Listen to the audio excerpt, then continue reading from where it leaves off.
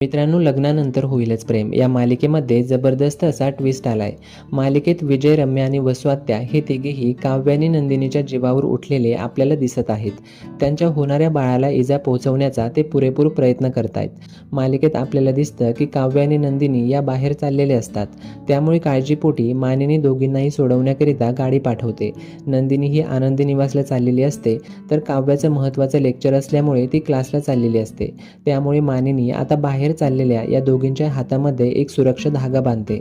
वसुआत्या लपून यांचं बोलणं ऐकत असते आणि मानिनीने काव्याच्या हातामध्ये जो धागा बांधलेला असतो तो काळा धागा आता गळून खाली पडतो.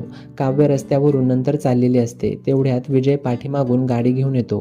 काव्याला गाडीने उडवायचं असं त्याच्या डोक्यामध्ये असतं आणि प्लॅनप्रमाणे आता रस्त्यावरून जात असलेल्या काव्याच्या दिशेने तो जोरदार वेगात गाडी चालवू लागतो.